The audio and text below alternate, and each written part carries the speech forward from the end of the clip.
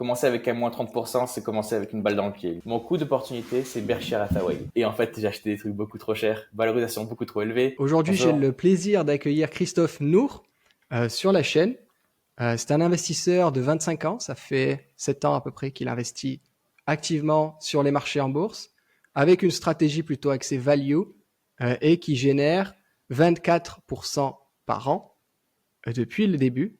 Et ce qui m'a assez impressionné avec ce profil, c'est pour ça que j'ai voulu interviewer, c'est que sa première année a été complètement catastrophique et qu'il la garde dans son track record. Contrairement à beaucoup de youtubeurs et d'investisseurs et même de gérants de fonds, il n'a pas supprimé sa première année qui était une année désastreuse, parce que je crois que si on l'enlève, c'est un peu plus que 24% par an qui sont arrivés en performance sur le portefeuille. Donc, bonjour Christophe, merci d'être présent aujourd'hui avec nous. Bonjour, merci de l'invitation. Et c'est vrai que la première année était complètement catastrophique. Commencer avec un moins 30%, c'est commencer avec une balle dans le pied, littéralement. Ah ouais, j'imagine. Et qu'est-ce qui t'a donné envie de tout de même continuer et pas abandonner? Parce que j'ai beaucoup d'auditeurs qui commencent à investir en bourse. Ça se passe mal après quelques mois ou voire un an. Mais après, la bourse, c'est une arnaque. La bourse, c'est un piège. Il faut pas y aller. Pourquoi toi, tu as continué? Alors, je vais faire un petit bond en arrière. Ça faisait déjà quelques années, avant d'avoir 18 ans, donc je pouvais pas ouvrir un compte titre à l'époque, que je me renseignais sur la bourse, à la Warren Buffett, Charlie Munger, faire du stock picking. Et j'aimais bien le process, l'analyse. Et dès que j'ai eu mes 18 ans, je me suis dit, bon, je vais construire mon track record le plus tôt possible. On y va, je suis assez confiant. Et en fait, il se trouve que cette première année à 18 ans, j'ai fait toutes les erreurs possibles. Même en ayant lu tous les livres d'investissement avant, les livres de Warren Buffett, la stratégie, la pratique est bien, bien différente de la théorie, niveau émotionnel surtout, psychologique. J'ai commencé à 18 ans, je me suis dit, allez, ça c'est des bons business. Et en fait, j'ai acheté des trucs beaucoup trop chers, valorisation beaucoup trop élevée, volatilité extrême, on a eu des conflits géopolitiques, il y a plein de facteurs extérieurs et ça a créé un chaos parfait. Et je crois qu'en décembre 2018, à l'époque, personne ne s'en souvient maintenant, le Nasdaq s'est effondré, la tech est tombée de 20%, 30%. On a eu un Noël complètement désastreux. Et devinez qui était investi dans la tech.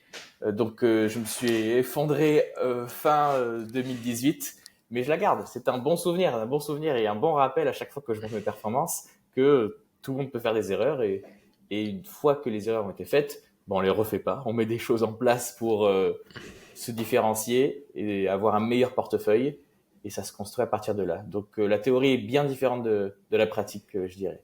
Moi, la garde, ça fait des bons souvenirs. Bah, j'imagine aussi que ça devait pas être forcément facile à vivre, surtout que tu avais 18 ans à ce moment-là. Première année, euh, probablement que tu étais peut-être un peu seul aussi au niveau de la bourse. Donc, je pense que tu as dû aussi gérer le regard des autres, ou peut-être que tu as réussi à le garder complètement secret, je sais pas. Ah, non, franchement, ça allait. Dis-toi que ces actions que j'ai achetées pour la première année, ça faisait des mois que je les analysais. Donc, il y a vraiment un travail en amont, beaucoup d'heures de travail. J'étais sûr de moi. J'étais sûr de moi. C'est bon, cette première année va très bien se passer. Et je me suis pris un revers de tennis dans la tête pour cette première année. Donc, non, c'était pas vraiment de la déception, c'était de la surprise en disant, OK, ça peut se passer. On peut se prendre un tsunami et notre portefeuille peut s'effondrer en 6 mois. Donc, OK, maintenant, on va optimiser ce portefeuille pour que ça n'arrive plus jamais. C'était plus ça la leçon. C'était pas de déception. De Ok. toute façon, une première année, il y a des erreurs de partout. Tout le monde va faire des erreurs, on va tous se planter. J'ai commencé en faisant des erreurs de trading où en fait, je voulais commencer avec un investissement long terme à la Warren Buffett. Et il se trouve qu'on a, comment on appelle ça, le syndrome de l'effet brillant, shiny object. On voit quelque chose qui marche bien, et pourquoi pas ce truc-là, et pourquoi pas investir dans l'argent, pourquoi pas investir dans le cuivre. Je n'ai aucune connaissance dans les métaux précieux, donc forcément qu'on se fait avoir à son propre jeu. Donc il y a beaucoup d'erreurs de débutants qui ont été faites pour cette première année. Et suite à cette première année, où tu as fait quoi, moins 40%, c'est ça, moins 30%? Ouais, je crois que c'est moins 30, moins 31% de mémoire. Et est-ce que tu as, à la fin de l'année, quand tu as fait le constat, tu as quoi? Tu as tout revendu et reconstruit un portefeuille en te basant en améliorant ton analyse, ou alors c'était juste de la volatilité sur ton portefeuille, il s'avère que quelques années après, tu te rends compte que les investissements que tu avais faits étaient bons. C'était juste que il y a eu de la volatilité, quoi. Les marchés peuvent baisser, surtout quand on a des marchés qui sont surévalués. Comment tu as réagi à tout ça? Je dirais moitié-moitié. La moitié de mon portefeuille était clairement des investissements qui n'étaient pas à la hauteur, donc je les ai vendus pour acheter d'autres choses. Et l'autre moitié, c'est purement de la volatilité. Par exemple, je me souviens d'une des premières actions que j'ai achetées, c'est très classique, c'est Apple. Il se trouve que Apple a eu en 2018, un décembre 2018 complètement catastrophique. Mais Apple est un très bon investissement. Warren Buffett était massivement investi dans Apple à l'époque et continuait d'acheter Apple en 2018. Donc voilà, si le dieu de l'investissement était à mes côtés, il n'y a pas trop de soucis à se faire. Donc ouais, il y a eu de la volatilité. On a, on a coupé quelques positions. Ouais, 50-50. Le problème principal de 2018, c'était d'acheter trop cher.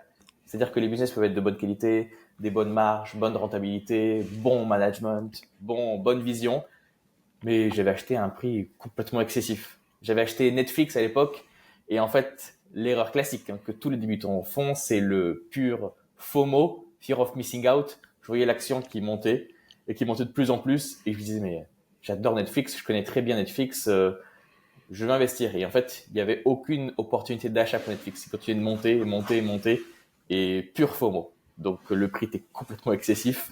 Et il se trouve qu'il y a eu un earnings report, un résultat trimestriel qui était un peu décevant. L'action est tombée de 15% en un jour. Et c'était le début du commencement, le début de la chute libre. Et ça s'est pas arrêté. Et en fait, il n'y a eu aucun gain par rapport à ça. C'est la majeure erreur de 2018. Investir dans des titres, même en ayant fait une bonne analyse derrière, investir dans des titres qui sont trop chers, trop surévalués. Combien de, combien de temps il t'a fallu pour, combler cette perte? Parce que 30%, c'est quand même une perte assez significative. Donc, pour arriver à faire remonter, quoi. Combien de temps ça t'a pris, ça a pris à ton portefeuille? Oh, un an. J'ai bien rebondi là-dessus. J'ai eu de la chance. 2019 était une bonne année pour les marchés boursiers en global, en général. Et en plus de ça, j'avais acheté des actions qui s'étaient plutôt effondrées. Donc, on est loin d'une action chère. Là, j'achetais des actions très peu chères. Donc, en fait, j'ai eu ce double rebond et des marchés américains et par l'achat d'actions pas chères, ce qui fait que, je crois en 2019, j'ai une performance de plus de 60%. Donc, en fait, en un an, c'est très vite remonté. C'est un couvert. Ouais. Ok. Est-ce qu'aujourd'hui, tu as d'autres trucs que de la bourse ou tu investis aussi peut-être IMO, crypto, crowdfunding? 100% bourse. 100% bourse. Je suis tombé, 100% de patrimoine bourse? oui, voilà, pas d'IMO, pas de crowdfunding, pas de crypto. J'ai un avis sur la crypto qui est celui de Warren Buffett et de Ok. Charlie Munger. Si vous voyez la tasse ici, c'est Charlie Munger dans ma tasse. Je suis fan absolu. J'ai un poster de ces légendes d'investissement dans ma chambre, ce qui veut dire que euh, s'ils n'aiment pas la crypto et s'ils ne recommandent pas d'investir dans la crypto, je vais les suivre. Donc, pas investir dans la crypto. Mais bon, chacun son jeu. Chacun son jeu. Je Bien comprends sûr. l'engouement autour de la crypto. J'ai beaucoup d'amis qui investissent en crypto et je les comprends complètement. C'est juste que si mes mentors me disent d'éviter, j'évite tout bêtement. Et ça me plaît, je veux dire, on ne s'ennuie jamais quand on investit en bourse. Il y a toujours quelque chose qui se passe. Donc, ça me va complètement pour l'instant. Totalement. Et puis, c'est Warren Buffett, je crois, qui disait ça d'ailleurs, que la diversification, c'était l'antidote contre l'ignorance, ou un truc comme Exact. ça. Euh, donc, il y a beaucoup de personnes aujourd'hui qui, tu regardes leur portefeuille, c'est ETF, actions, métaux précieux, cash, couronne suédoise, couronne norvégienne, un peu de dollars, un peu d'euros au cas où, et également ensuite de la crypto, de l'immobilier, qui a de tout dedans. Et j'avais regardé j'ai tombé sur une étude assez marrante chez les high net worth, donc les gens qui sont multimillionnaires, la part de l'immobilier, qui est une grosse représentation du patrimoine français quand même, elle est inférieure à 10% de leur fortune. La part des métaux précieux, pareil. Et la majorité viennent d'actions. C'est la grande majorité, c'est des actions. Euh, donc c'est comme quoi ça peut fonctionner d'avoir un patrimoine qui est principalement sur les actions. Et comment tu toi, quand tu investis, est-ce que tu gères la chose de sorte à ce que tu aies quand même assez de cash de côté, donc avec tu sais, cette couverture de sécurité, ou alors tu t'en fous, tu vas full bourse, quitte à prendre un moins 30% sur une année mauvaise, quoi. Ouais, il y a Robert Vinal, un gérant de fonds, son fonds est en Suisse. Rob Vinal qui a écrit un papier à ce sujet. Est-ce qu'il faut garder du cash ou est-ce qu'il faut être tout le temps investi? Et après beaucoup d'heures d'analyse, dans une de ses lettres, je crois que si tu veux regarder, c'est une lettre de 2014-2015, il décrivait la situation. Ok, si vous pensez qu'il y a un événement, une crise similaire à 2008 qui va se passer, 2008 du genre catastrophique, où tout s'effondre de 50%, si vous pensez que ça va arriver dans les 5 prochaines années, dans ce cas-là, ça vaut le coup d'avoir du cash. Si jamais il y a une correction, moins 20%, moins 30%. Si vous pensez qu'il y a de faibles chances qu'un tsunami financier arrive dans les 5 prochaines années, dans ce cas-là, il vaut mieux rester investi. Donc ça dépend. Si on est pessimiste de nature ou optimiste de nature, personnellement, je pense pas qu'on aura un événement financier de la sorte. La dernière fois qu'on a eu un événement aussi majeur, c'était 1929. 2008 était massif. Et mon avis, peut-être que je peux me tromper là-dessus, peut-être qu'on peut avoir un 2008 2.0 en 2025. Mon avis, c'est que ça va arriver, mais dans longtemps. Donc, pour répondre à ta question, non, je préfère être complètement investi là-dessus.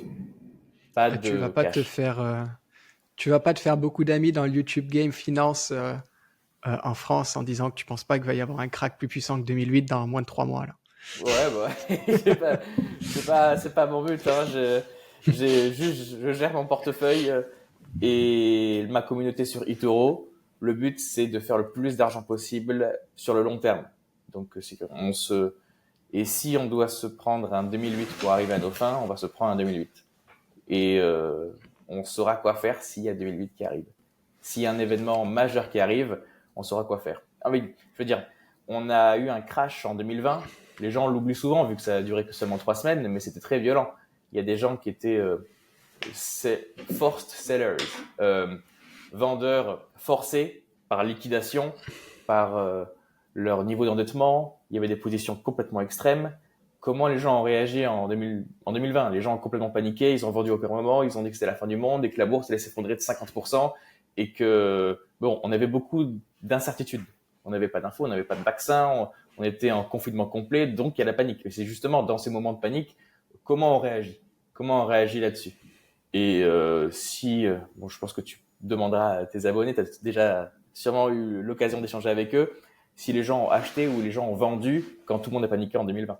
En mars, en avril 2020, wow, c'était pas beau à voir. C'était pas beau à voir. Les gens à la télévision ou CNBC, même des chaînes financières, incitaient à la vente en disant ça va s'empirer, ça va s'empirer. Donc, Il y a même eu 2-3 jours, il me semble, où certains courtiers bloquaient les ventes, euh, ont empêché de vendre certains titres pour éviter les panic sells. ah ouais, ah oui. Il y a eu certains courtiers qui ont eu ça, donc c'est pour voir à quel point ça a été, ça a été assez catastrophique, quoi. Hmm. Et après quoi, ça a duré 3 semaines, je crois. Je crois que Ça dure c'était un trois des semaines. cracks l'un des cracks les plus express. C'est-à-dire dans l'année, je crois que si tu prends la performance de 2020, je crois qu'elle était même pas négative. En annualisé, enfin, de 1er janvier à 31 décembre, en 2020, la performance du S&P 500, donc l'indice américain, ça doit être dans les plus 15%. Donc, Ouais. si quelqu'un Donc avait rien fait, just hold et pas paniquer, rien acheté, rien vendu, plus 15%. Donc, parfois, le monde réel est décorrélé à la valeur des actifs boursiers. Parce que la bourse, c'est de la projection, c'est de l'estimation, tout le monde joue de sa boule de cristal pour deviner ce qui va se passer dans les 3 prochaines années. Et les gens anticipent. Donc, les gens anticipent un vaccin, les gens anticipent que le monde s'ouvrira à nouveau et la bourse est montée. Et ah ouais, aussi, c'est corrélé au niveau de bénéfice des entreprises. Et il se trouve que dans les indices boursiers américains, le S&P 500, on avait, aujourd'hui, on a le Magnificent Seven. À l'époque, on avait les FANG, donc Google, Facebook, Apple, et ces entreprises, elles génèrent beaucoup plus de cash en 2020. Donc, si elles sont beaucoup plus rentables en 2020, leur action doit monter. leur prix doit monter parce que c'est des meilleures entreprises. Et pour cette raison, la bourse est montée. Si on regarde le earnings per share, le bénéfice par action des entreprises en 2020-2021, c'est un plein boom. On n'aurait pas dit qu'il y avait un crash majeur. Et vu qu'ils ont une allocation énorme dans l'indice S&P 500, ce sont les entreprises tech qui font bouger le paquebot. Donc, la bourse est très décorrélée de la vie réelle parfois. Ah ouais, totalement. Et si tu regardes, tu vas avoir ces Magnificent Seven qui performent très bien, qui ont bien soutenu. Et d'un autre côté, tu prends le Dow Jones, qui a eu beaucoup plus de mal sur cette période et jusqu'à aujourd'hui encore, hein, où le Dow Jones est vraiment à la traîne par rapport à la tech, parce que justement, les entreprises dans le Dow Jones sont des entreprises plus terre à terre. C'est-à-dire, c'est pas des entreprises tech avec des marges opérationnelles à 50%. C'est des entreprises normales, quoi. Enfin, normales. Des entreprises plus industrielles, etc. Et ça a beaucoup plus de mal à performer. À bondir, c'est les entreprises de matériel, c'est les entreprises de croisière. À l'époque, toutes les entreprises de croisière ou bien les compagnies aériennes ont dû fermer. Et si le gouvernement les avait pas aidées, je pense certaines auraient fait faillite. Donc, on est sur des niveaux, c'est du brick and mortar. C'est pas des business de la tech dans le Dow Jones. Et on remarque ce pattern similaire dans l'indice anglais, le FTSE, donc qui a eu du mal à rebondir. Mais il se trouve qu'en 2020, quand la tech est tombée de 20-30%, quand le Nasdaq est tombé, le FTSE a continué de monter, a bien rebondi, a quasiment pas eu de crash et allé à des sommets absolus. Donc c'est pareil, le Dow Jones et le FTSE, c'est des banques, des entreprises de construction, du brick and mortar, des entreprises lourdes, et c'est des impacts différents. Si je devais investir dans quelque chose en 2020, quand le monde allait tourner digital, quand tout le monde allait faire des appels par Zoom, par Google Meet, c'était assez évident d'investir dans la tech à ce moment-là. Tout le monde restait chez soi, tout le monde allait regarder YouTube, tout le monde allait scroller sur Instagram. C'est normal que le Nasdaq. Je suis pas surpris du tout que le Nasdaq monte beaucoup plus depuis le Covid. Ah oui, non, mais c'est. Puis c'est aussi les. Enfin, on s'en rend pas compte, mais la croissance des chiffres d'affaires, des bénéfices, des earnings per share des entreprises tech, même des entreprises comme Microsoft, qui sont là quand même depuis. Enfin, Microsoft, c'est pas une entreprise qui a 10 ans, quoi. C'est là depuis un bon paquet d'années et ils continuent d'avoir des croissances à 2 chiffres malgré la taille du truc, quoi. Donc, si au bout d'un moment, si l'action monte, c'est pas que de la spéculation. Il y a un moment où aussi les bénéfices augmentent. Et toi, par rapport à tout ça, comment est-ce que tu as appris à investir? Parce que tu as commencé à 18 ans. Comment, à 18 ans, tu as pu avoir les connaissances pour investir? Comment tu as fait? Alors, je suis tombé dans le value investing quand j'étais plus jeune. J'ai commencé à 14 ans, mais on peut pas ouvrir un compte titre en France quand on est mineur. Donc, je m'intéresse à Warren Buffett, Charlie Munger, Peter Lynch. Depuis que j'ai 14 ans, j'ai lu des bouquins. 15 ans, 16 ans. Toutes les vidéos sur YouTube ont toutes été visionnées plusieurs fois. Et je dirais que j'ai appris avec YouTube. C'est gratuit, c'est disponible, tout le monde peut regarder. YouTube est là. Si vous avez la flemme d'acheter des livres, des bouquins d'investissement, vous pouvez prendre des e-books sur Internet. Il y a un bouquin de Charlie Munger qui est là. Je sais pas si on le voit. Le bleu, celui-ci. Ah, pour Charlie Almanac. Pour Charlie's Almanac, meilleure biographie de Charlie Munger, consommée sur un iPad en e-book gratuitement. Donc, toutes ces ressources-là sont disponibles sur Internet gratuitement. Donc, à 18 ans, à l'école, on parle pas beaucoup de bourse. On parle pas du tout d'argent en France. Je suis de Marseille de base, donc on n'a pas du tout cette culture-là. On a la culture, c'est une ville de pêcheurs, donc c'est une ville qui n'est pas du tout financière. C'est pas un fleuron financier. Donc, Internet a été un outil fabuleux. Je remercierai jamais assez YouTube pour être gratuit, pour avoir tout ce contenu gratuit. Donc, des blogs, interviews et livres d'investisseurs qui ont déjà réussi. Majorité américain d'ailleurs. Ouais. Donc tout en anglais, contenu en anglais majoritairement sur ce que tu as consommé. Ça aide, ça aide. Ça aide après pour le business, d'avoir commencé avec une base anglaise déjà. Le premier livre que j'ai acheté sur la bourse, c'était du Joel Greenblatt, Le petit livre qui bat le marché. C'était en français. Je me suis dit, pas mal ça. pas mal, j'aime bien la philosophie et j'ai mordu immédiatement. Je me suis dit, ok, je veux continuer. Achetons un deuxième livre. Et j'ai shifté graduellement vers l'anglais parce que les livres sont originalement en anglais. Il y a une meilleure traduction, enfin, il n'y a pas de traduction, donc on ne perd pas le sens en Ouais. anglais. Donc au début, ça s'est fait avec YouTube, avec les sous-titres générés par YouTube. Et puis après, ça vient avec le temps. On s'habitue aux accents des investisseurs, on s'habitue à les différents accents de différentes parties du monde, anglais majoritairement.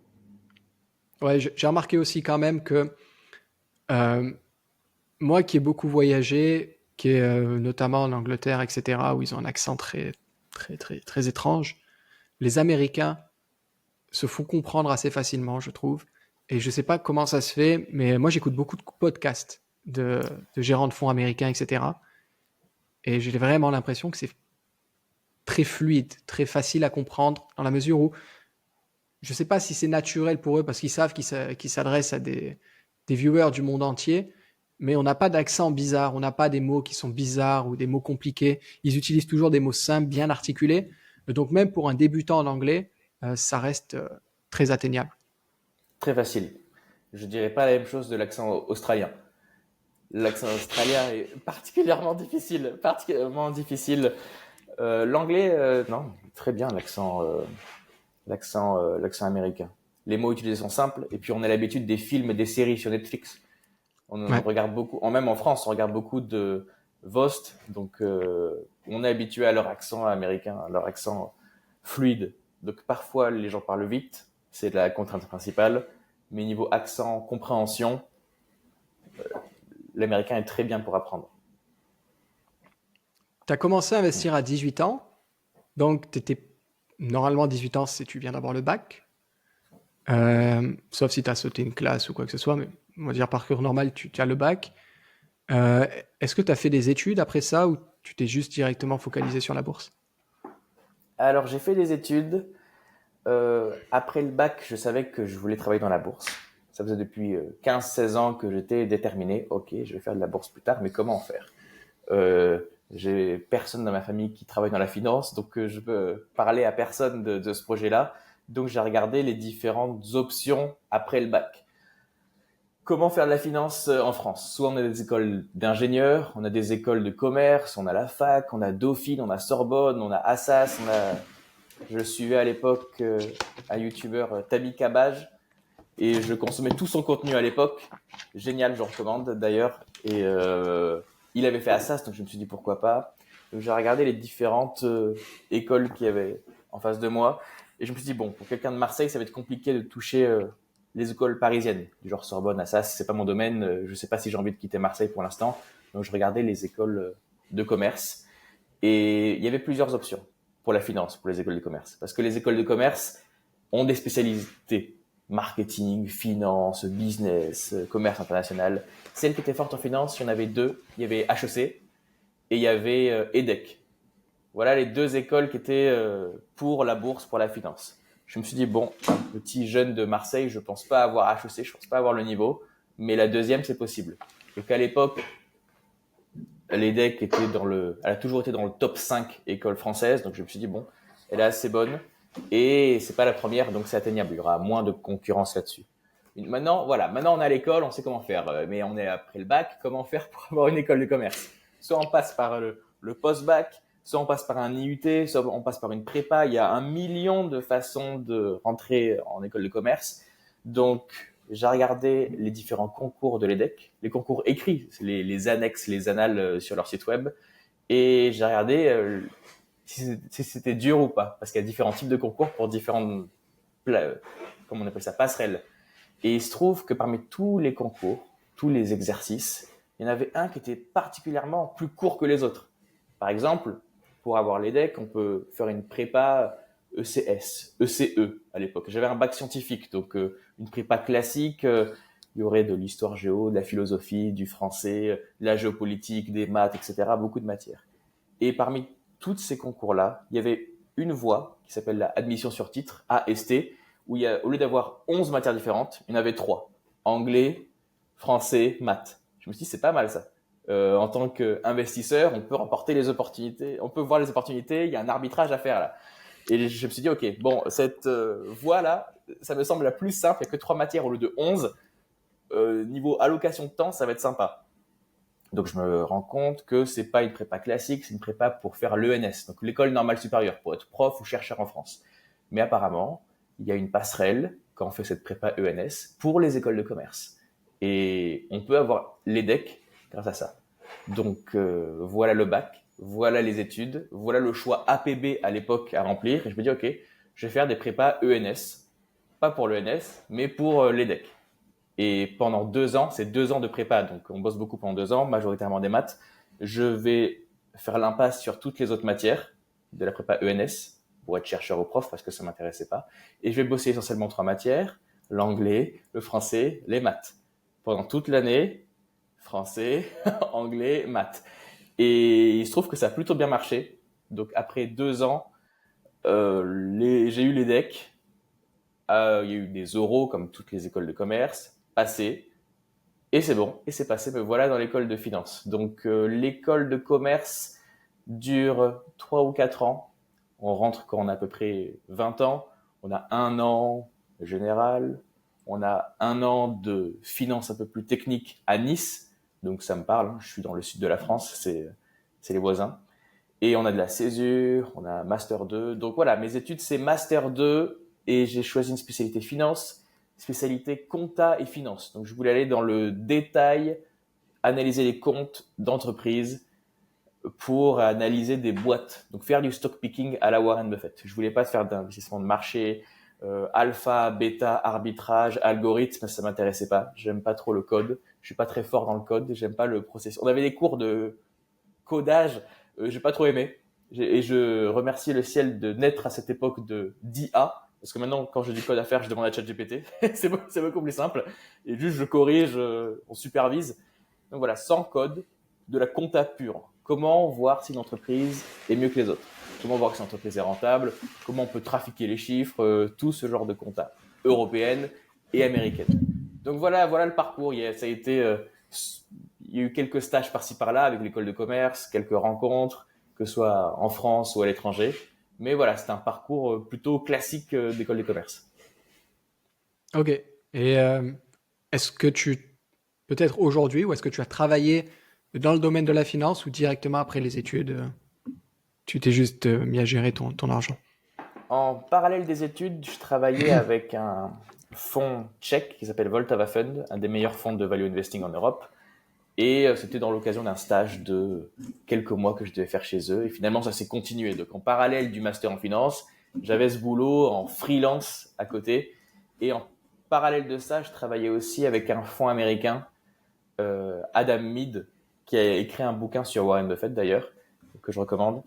Donc, j'avais ces 2 jobs à côté des études. Donc, c'est pas des jobs, c'est pas des CDI à proprement parler, mais on apprend beaucoup dans ces jobs à freelance. On apprend avec des appels Zoom, avec des appels Google Meet, mais on apprend beaucoup et on commence à se faire son réseau. Donc, c'est très pratique. Après l'école de commerce, après tous ces stages qui ont été terminés, je me suis donné 1 an ou 2 pour créer ma boîte, voir ce que ça faisait, voir ce qu'on peut faire. Si on peut gérer l'argent d'autrui, ouvrir un fonds, ou bien. Et c'est comme ça que j'ai créé cette chaîne YouTube. C'est comme ça que je me suis créé un compte dans des plateformes de copy trading où les gens peuvent me copier. Donc j'ai un investissement public, j'ai un portefeuille qui est public. Et c'est le lancement de ma chaîne YouTube. Donc directement après, pour répondre à ta question, j'ai pas eu de CDI pur, j'ai eu des stages par-ci par-là, des freelances par-ci par-là. J'ai pas eu de CDI pur à proprement parler après l'école de commerce. Et j'ai pris le risque de, ok, créer sa boîte, on voit. C'est-à-dire qu'on est jeune, quand on sort d'école, on a 23, 24 ans, on peut se permettre de foirer quelques années. Et il se trouve que ça a marché directement, donc c'est pas plus mal. Pour peut-être que s'il y a des gens qui sont jeunes dans l'audience qui sont intéressés, comment est-ce que tu as démarché ces fonds d'investissement pour qu'ils te prennent en stage? Est-ce que tu as des conseils là-dessus? C'est c'est marrant, j'ai eu cette conversation la semaine dernière avec un abonné qui m'a contacté par mail en disant Salut, j'ai 18 ans, je suis anglais, comment je fais pour avoir des stages en fonds d'investissement? Et je vais vous dire la même réponse. Un, il y a un Excel avec 400 lignes et vous envoyez votre CV à 400 personnes. La loi des grands nombres vous aidera. S'il y a 1% des gens qui répondent, c'est juste question de volume. Deux, contactez les gens par LinkedIn, envoyez des messages pour demander des conseils. Vous serez surpris du nombre de gens qui répondront et ils vont dire oui à tous les jeunes de 16 ans, 18 ans, 20 ans, des gens qui sont en études, qui me posent des questions là-dessus. Je les prends en appel et on s'appelle, on donne des conseils gratuitement. Donc vous serez surpris du nombre de gens qui ont le temps, qui prendront le temps pour vous pour répondre à vos questions. Il ne faut pas avoir peur. Et troisième, ce qui m'a aidé le plus important, c'est avoir un blog. C'est-à-dire qu'avant les stages, avant les freelances, pour le fun, j'analysais des boîtes. Enfin pour même avoir tout ce que j'avais en tête, toute mon analyse, le mettre sur papier. J'avais un blog sur le site Seeking Alpha à l'époque. À l'époque, on pouvait avoir un blog gratuit. Maintenant, il y a un système d'abonnement, donc je n'écris plus là-dessus. Et il se trouve que ce blog était un équivalent de lettre de motivation. C'est-à-dire que j'envoyais mon CV à 400 fonds différents. Je leur ai dit, ben voilà, j'ai un blog, voilà ce que je peux faire pour vous. Regardez ça, voilà ma meilleure analyse, je pense que c'est celle-là. Donc, vous pouvez la lire si vous voulez. Et je peux faire ça pour vous. Et j'ai pas besoin de venir sur place si vous êtes en Angleterre. On fera des appels Google Meet, il n'y a pas de souci. Et vous, encore une fois, vous serez surpris du nombre de gens qui liront votre analyse, même si c'est une analyse de 10 pages, 15 pages, de pas grand-chose. Vous racontez ce que vous savez, on analyse les comptes, qu'est-ce que vous pouvez faire. Et je trouve que ça marche mieux que d'envoyer un simple CV parce qu'ils en reçoivent énormément des CV, énormément des lettres de motivation. C'est une minorité de gens qui ont un blog, je pense, et qui ont un blog avec plusieurs posts. C'est que des gens investis qui sont vraiment sérieux. Et c'est ça qui différencie de la masse. Le blog aide vraiment. Donc, à tous les gens qui recherchent des stages, écrivez un blog et publiez beaucoup. Montrez que vous êtes sérieux, motivé, mort de faim. Et c'est une qualité qui se remarque. Si quelqu'un a 18 ans, il a déjà écrit 30 articles de blog, c'est énorme. C'est énorme. C'est une minorité, c'est le 0,1%. Non, ouais, Et surtout voilà. que derrière le fond, il peut voir un peu tes compétences. Et surtout, il sait que quelqu'un qui a 18 ans, avec le bon mentor derrière, ça fait l'analyste qu'ils veulent avoir en fond, quoi, parce qu'ils peuvent très facilement le façonner, le modeler comme ils le voudraient dans le fond pour avoir ce qu'ils veulent. Donc, je suppose que Exact. suite à ton stage et les jobs de freelance, c'était des jobs d'analyste pour ces fonds. Toutes les expériences que j'ai eues, toutes, c'était analyste. Equity Research Analyst. Donc, analyse de boîte, analyse de compagnie en bourse. Yes, tous les stages que j'ai fait, tous les freelances que j'ai fait, 100% de mon expérience professionnelle, c'est le même job. C'est analyser des boîtes. Analyser des boîtes. Il n'y a pas eu d'arbitrage de risque, il n'y a pas eu de codage, encore une fois. Le moins de codage Ouais. possible. Moi, je suis très content. Que de l'analyse de boîte. Et ça s'est fait assez organiquement, naturellement. Par exemple, je parlais avant d'un fonds tchèque, Voltava Fund. Il a aimé un de mes articles qui était sur TPL, où l'audience peut regarder Texas Pacific Land. Je pense que c'est un de mes business favoris au monde. Voilà. Et il a aimé, ça s'est bien passé. Et même après 1 an de freelance, on a gardé contact. Il y a encore 2 semaines, j'étais à Prague pour une conférence. On était 30 investisseurs et il y avait des Américains, il y avait des Suisses, il y avait du monde entier. Et on se voit tous les 6 mois, tous les ans, je dirais. Non, tous les 6 mois, et on garde contact tous les mois, les achats, les ventes, ce qui se passe, on partage des recherches. Donc en fait, les stages, je m'adresse à l'audience plus jeune qui cherche des stages. Les stages que vous aurez en première intention au début de vos études vous serviront après, si vous alimentez la relation. Et vous savez pas où est-ce que ça peut vous emmener. C'est-à-dire que votre premier boss, votre premier maître de stage peut vous présenter à quelqu'un d'autre qui peut vous aider à faire autre chose. Si vous créez votre boîte, je connais quelqu'un qui est à Luxembourg qui pourrait t'aider. Et en fait, je pourrais pas te donner un nombre de gens que j'ai contactés grâce à ce maître de stage tchèque. Ça paraît assez improbable, mais voilà, là j'ai un réseau dans l'Europe et même en Amérique grâce à ce maître de stage tchèque. Donc je suis reconnaissant à vie et c'est comme ça qu'on se crée des mentors. Si on est motivé, qu'on envoie du bon travail et qu'on est satisfait, même à distance, ça peut se faire par Zoom, ça peut se faire par Google Meet, c'est comme ça qu'on crée des mentors à vie. Et je suis très content de la relation comme ça qu'on a à distance. Prague est Bah, génial aussi. c'est très bien et je pense que beaucoup de personnes sous-estiment le fait à quel point les gens sont reconnaissants quand on leur fournit un bon travail. Surtout quand c'est des relations professionnelles comme ça. Euh, Avoir un maître de stage, s'il voit un stagiaire impliqué, qui fait de son mieux, qui écoute et qui corrige à chaque fois qu'il lui dit quelque chose qui va pas, il va être quasiment reconnaissant toute sa vie et il va vouloir l'aider toute sa vie. Donc tu pourras lui demander, je suis pas en train de te dire d'aller le voir et de lui demander un prêt d'1 million pour ouvrir ton business, mais si tu as un conseil, tu lui demandes, il te répondra avec grand plaisir, et puis même mieux presque, c'est qu'il se sentira presque responsable si le conseil qu'il t'a donné n'est pas bon, donc il voudra encore plus t'aider si tu lui fais un débriefing après et qu'il a vu que ça n'a pas fonctionné. Donc je pense que c'est un point très important. Et en parlant de tout ça, vu que tu fais de l'analyse, combien de temps à peu près ça te prend, on va dire la première étape, trouver des idées d'investissement? Combien de temps pour trouver Est-ce que tu as un idée process d'investissement? particulier pour ça ou comment tu t'y prends en fait, tout simplement? Il y a plusieurs sources de génération d'idées, on appelle ça comme ça. Soit on peut faire un screener, donc on met dans un énorme tableau, ok, je veux que des actions rentables, je veux que des actions avec ça de market capitalisation, je veux que des actions avec tant de marge, etc. Et on aura une palette de quelques dizaines d'entreprises qu'on pourra vérifier. Donc en termes de temps, en 2 minutes, on peut trouver des idées d'investissement. Après, une fois qu'on a le nom de l'entreprise et qu'on a les marges, il faut bien sûr aller plus loin. Donc, je ne prends pas de décision d'investissement dans la journée. Il faut au minimum quelques jours pour être sûr de moi si on comprend bien le business. Et il y a quelques analyses qui prennent des mois, voire des années de recherche. Parce que, par exemple, imagine, tu aimes une société, mais en ce moment, le prix est trop élevé.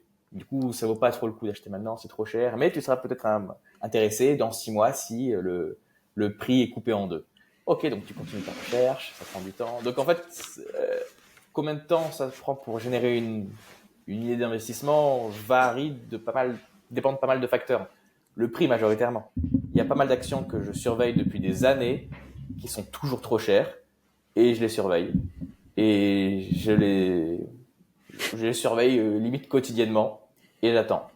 Et j'attends. Littéralement, je suis au bord de la rivière avec ma canne à pêche et j'attends qu'un poisson vienne et que le prix tombe et que je puisse avoir mon bon poisson à un faible prix, sans aucun effort là-dessus. Donc je dirais que ça peut varier de soit plusieurs jours, soit plusieurs années. C'est une réponse assez floue, mais c'est la vérité.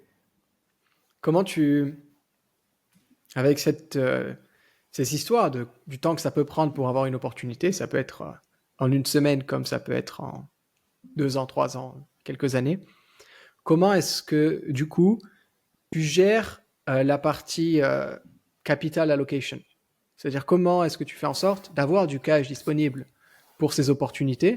Parce que tu sais, le cash, si on le garde en cash, il se fait bouffer par l'inflation, donc il faut qu'il soit investi. Mais d'un autre côté, comment est-ce que justement tu fais la passerelle entre est-ce qu'il vaut mieux que je l'ai en cash ou est-ce qu'il vaut mieux que je l'ai dans un investissement, même si j'estime que potentiellement cet investissement, il n'est pas aussi bon que celui que je pourrais avoir si j'attends un peu, quoi. Tout dépend de ton coût d'opportunité. C'est-à-dire que là, si on a un portefeuille en bourse et qu'on a du cash en surplus, qu'est-ce qu'on fait avec ce cash? Avant 2022, avant 2021, avant, on n'avait pas beaucoup d'inflation, on n'avait pas de taux d'intérêt à zéro, donc notre coût d'opportunité était assez faible. Maintenant qu'on a de l'inflation, tu as raison, le cash se fait bouffer tous les ans, que ce soit 3, 4, 5, 6%, on se fait bouffer. Qu'est-ce qu'on fait avec ce cash? Soit on achète des obligations à 4%, lock, donc validé, soit on peut avoir une meilleure appétence au risque, et c'est ce que je fais. Tout le cash en surplus, mon coût d'opportunité, c'est Berkshire Hathaway. Berkshire Hathaway, c'est la société de Warren Buffett, le conglomérat de Warren Buffett. C'est-à-dire que je vois cette action, Berkshire Hathaway, comme une action sans aucun risque, relativement sans aucun risque, avec un des meilleurs PDG au monde, un des meilleurs managements au monde, et c'est un conglomérat disponible dans toutes les industries, tous les secteurs. C'est-à-dire que l'action fait 1 trillion de capitalisation boursière. Donc le conglomérat est énorme, géré par Warren Buffett et son équipe. Donc si jamais j'ai du cash à allouer en surplus, je le mets dans Berkshire Hathaway. Au lieu d'investir dans des obligations à court terme ou de l'or ou du bitcoin, mon coût d'opportunité, c'est Berkshire Hathaway. Et si jamais je trouve un business à un prix raisonnable qui m'intéresse, je vends ces actions de Berkshire Hathaway pour acheter l'opportunité d'investissement. Mais mon coût d'opportunité, c'est toujours Berkshire Hathaway. C'est un des moyens le plus safe que j'ai trouvé pour générer du 10% par an en moyenne pour du très très long terme. C'est une action de retraite parfaite. C'était Whitney Tilson qui disait ça. Warren Buffett, si vous voulez prendre votre retraite et prendre du 10% par an, à peu près, ça va varier, mais à peu près 10% par an sur du très long terme, l'entreprise de Warren Buffett, Berkshire Hathaway, c'est un très bon hedge contre l'inflation et c'est indestructible. Donc voilà comment je réfléchis au niveau capital allocation. Il y a eu un avant et un après 2021, je dirais, pour l'inflation. Avant, j'avais un peu plus de cash, mais là, il Ouais. faut vraiment se protéger contre l'inflation, donc Berkshire. Très smart. Très smart. Je vois de plus en plus, moi, de gros investisseurs. Et il me semble que c'était notamment Howard Marks, je crois, dans son portefeuille, qui a un peu plus maintenant d'ETF S&P 500. Et donc, je ne suis pas dans sa tête. Il n'a pas déclaré en interview ou quoi que ce soit, ou ni dans ses mémos, mais je suppose que c'est pareil. Ce que toi, tu as avec Berkshire Hathaway en tant que un coffre-fort pour ton cash, disons, certains l'ont dans un ETF S&P 500 ou un ETF MSCI World, peu importe l'ETF, quoi, mais dans un truc qui regroupe beaucoup de choses, euh, toujours mieux que d'avoir du cash. Et donc, du coup, tu revends ça quand tu veux saisir des opportunités, histoire de ne pas avoir de l'argent qui se fait bouffer bêtement par l'inflation. Voilà, parce que ça va vite. Si jamais l'inflation était à 5%, ça fait 5%, et re 5%, et re 5%. On attend 3 ans et on a un peu plus de 15% de notre pouvoir d'achat qui a été mangé. Ça va très très vite et si on ne s'en occupe pas, bah, c'est une manière très simple de perdre 15%, 20%, 25% en quelques années. Donc c'est quelque chose plutôt important, je dirais, l'allocation du cash maintenant. Et on ne sait pas, peut-être que l'inflation va revenir. Au lieu d'avoir 3%, on aura 8%. Donc si l'inflation, je sais pas, d'ici 2-3 ans, on retourne à des niveaux de 6, 7, 8%, ça va très vite. Ça va, ça va très très vite. Ça va très très vite, et puis surtout que il y a l'inflation officielle et l'inflation officieuse. L'inflation officielle qui est annoncée par les gouvernements, c'est pas la même que celle qu'on a quand on doit payer la facture d'électricité ou qu'on doit aller faire ses courses. Et celle qui affecte le plus les particuliers, je pense que c'est les courses et l'énergie.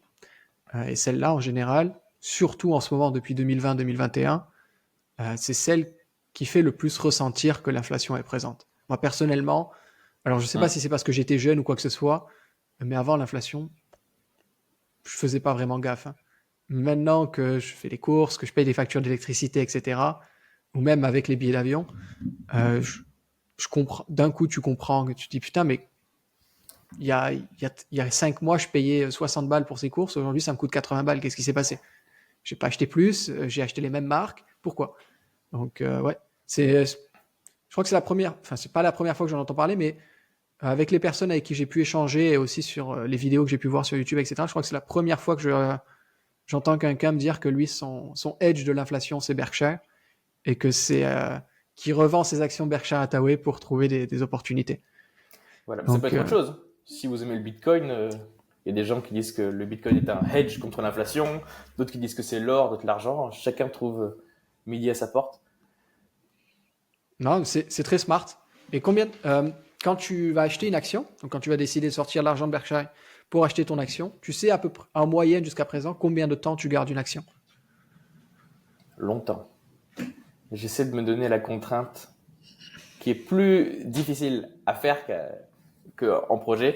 La contrainte de quand j'achète une action, je la garde minimum 3 ans. Ok. Pas avant. Si c'est pour la vendre dans un an, je suis pas intéressé.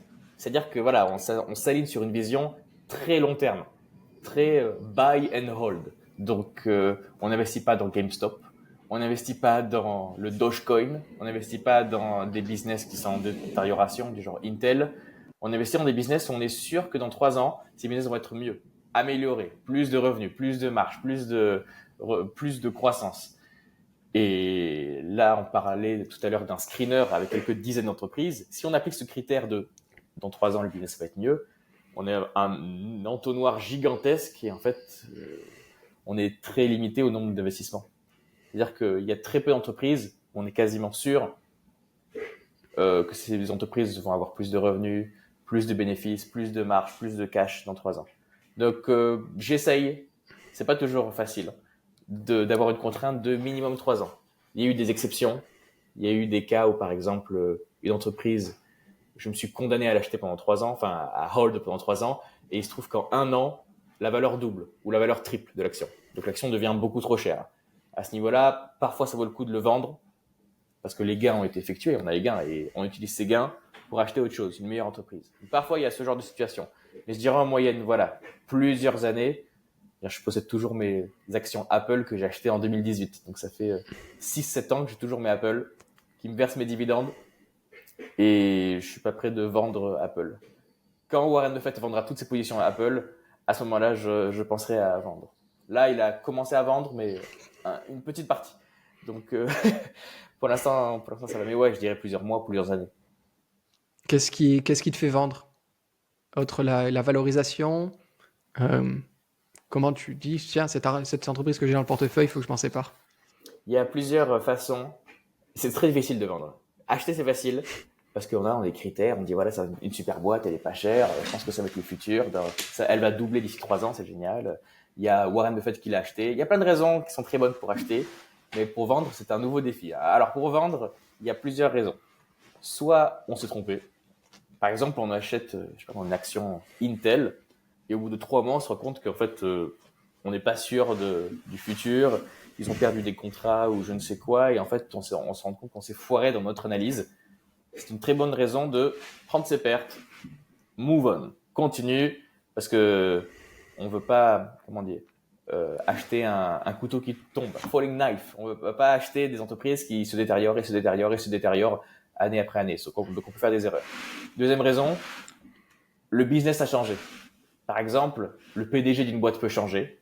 Et il se trouve qu'on a un nouveau PDG qui a une vision complètement différente, qui a une allocation de capital complètement différente, qui veut faire de nouvelles acquisitions là et là et là, et on n'est pas trop d'accord avec cette nouvelle vision. Donc, c'est une deuxième raison. Si les faits changent, on peut dire non, je ne veux pas être aligné, je ne veux pas être investi dans ce type de business.